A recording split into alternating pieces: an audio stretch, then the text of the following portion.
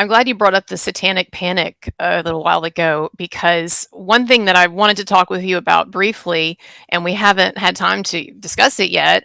Marilyn Manson was sued a couple of weeks ago again, but this lawsuit was different than the others in that the Manson haters were finally able to drag in an accusation of something against a minor or a child, as now people want to refer to 16-year-olds, which I'm not entirely on board with, but whatever.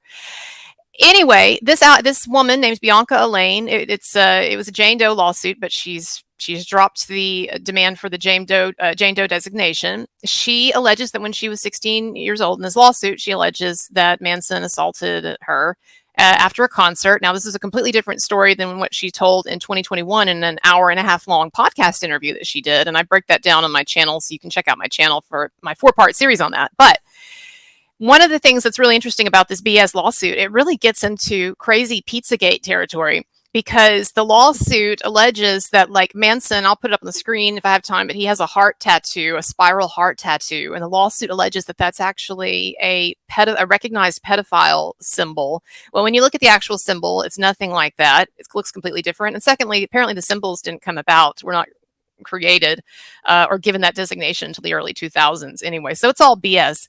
But it's interesting to me. I'm curious what you think about the Bianca Allaine lawsuit. And yeah, what are your feelings about that lawsuit? Well, I mean, I have a lot of feelings. I have so many feelings about that lawsuit. Number one, it was such a bust. I mean, child sex accusations are a nuclear bomb, okay? Like, this is the most powerful weapon you have in your arsenal. The hoaxers launched it, and it fell flat. I mean, I barely even saw it covered.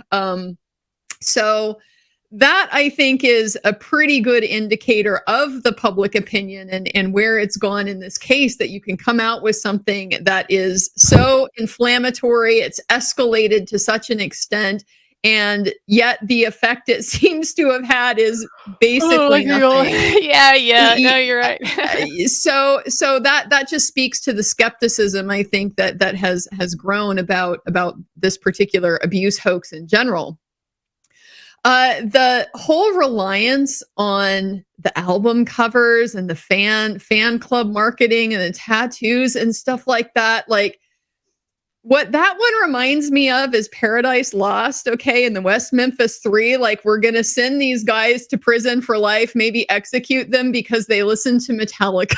Yes. Like, this does not establish a crime in any sense of the word. It's such a blatant pandering to just culture, Right. and this kind of culture war, and the fact that Marilyn Manson has made his career as a shock rocker. That's the entire point. It would be weirder if he didn't have strange tattoos and yet had this successful career that he's had. Right. So I definitely have those kinds of feelings about it. But the last thing I want to say, and I say this too in light of what we have seen now with Ashley Morgan Smithline coming forward, is that everything that I have seen about Bianca Allaine and her changing stories and kind of how her experience has been reported, she seems like a very troubled and very potentially unwell, vulnerable type of person. And I get, a pretty similar impression from Ashley Morgan Smithline. She, by her own account, has had maybe some issues with substance abuse. She comes across to me as somebody who is a people pleaser, who's very, easily led. She's a soft person, not a hard person.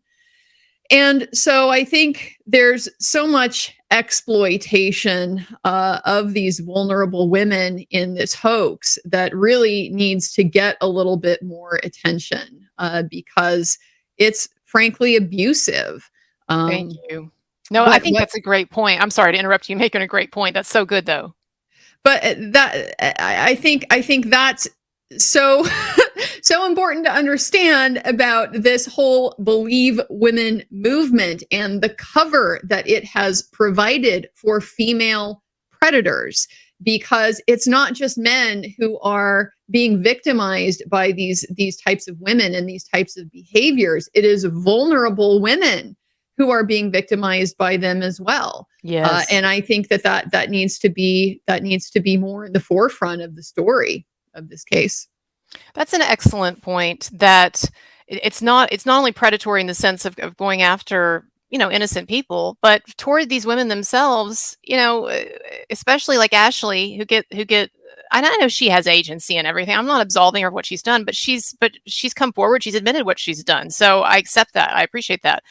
But there was a lot of manipulation. And what we know is that whether we're talking about Evan Rachel Wood and Esme Bianco, they were working hard to manipulate and recruit and bring women into this farce. Or we're talking about Jeff Anderson, Bianca Allaine's attorney. I know he's doing his job, and he's within the bounds of the law and all of that. And so, I don't have an issue with him in terms of how he's working the system. But I do think that I do wonder if tell me this, does an attorney, let's say that Bianca Allaine comes to you, okay, let's say that you're Jeff Anderson, and she comes to you and she tells you this story, but it's very obvious to you when you do just a modicum of background research, because it's all out there, or just talking to the girl or whatever, it's obvious that she's troubled and that the story is BS. Mm-hmm. Is it okay for an attorney to still take that case if they think they can get some money from a big record company? I mean, is that... Unscrupulous attorneys will take cases like this and try to turn being raped by Marilyn Manson into the next mesothelioma or vaginal mesh grift.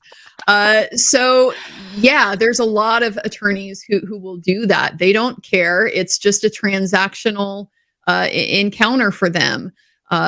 So right. No, it's not right. But you're right that as distasteful as all of this has been, it is pretty much within the bounds of what the law allows them to do. It just is gross. Right. That's true. So I guess my last question, and then feel free to go into anything that you want to talk about that we haven't gotten to. But my last question is, how are you feeling if you're Marilyn Manson or Marilyn Manson's attorney, however you want to play it? How are you feeling if you're on that side? And then how are you feeling then if you're Evan Rachel Wood or Sean Hawley, if you're on that side? Yeah, well, Howard King is on the mountaintop right now. I mean, this is a great development for Howard. He feels fantastic. It's a massive tide shift. It's like being in a fight, or in a baseball game. There's momentum shifts that happen over the course of the process all the time. And Manson has taken so many hits since these accusations started to come out. And so for him to be able to land something really solid like this, it feels phenomenal for him. And especially too, for it to happen at this time. Timing is important. If you get your momentum shift in the second inning, yes. that's not necessarily when you want to get it. So they're coasting into a more mature phase of this litigation where the accuser lawsuits, are starting to fall away, and the public opinion, of course, has been turning, and the anti-slap is just on the horizon to see exactly how far he's going to be able to go with his claims against Evan Rachel Wood and Ilma Gore. It's a great time for him to be getting that wind in his sails. So yeah, Howard King had a great day yesterday, and with how the man has worked on this case, he deserves it. So very, very happy for him. Okay, so how are you feeling if you're on Evan and Sean Hawley's side? If you're on the other side, this is obviously not good. This is a problem for your case. And so we already know strategically what they're going to have to do is they're going to have to go after Ashley. They're going to have to try to undermine her, suggest that she is inherently unreliable or something like that, just because of the fact that she made the accusations and she has now recanted them. That I think is a tough position to be in for a couple of reasons. One, just the PR standpoint. how are you going to say believe women, but then when she tells you I made it all up, you're not going to believe that? It's just, it's going to be a little bit different to reconcile that. But also the fact that Ashley did not have to do this. We've had conversations about how Ashley, apparently is living in London. She spends a lot of time abroad. Once her own case was dismissed, all these questions about, well, what does that mean? Is she going to be able to still be a witness in this stuff? And that's a very difficult question, because you have to be able to reach her with a subpoena. She can vanish into Thailand, and nobody can force her to show up in court in California.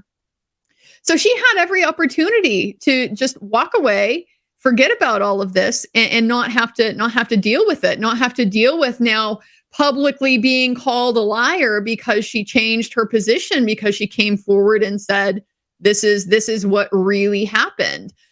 So I think that Howard King has a lot here to be able to show that she not only doesn't get anything out of doing this, and she had the opportunity to walk away. She has no incentive to come forward, and she knows what she's going to be subjected to by doing that.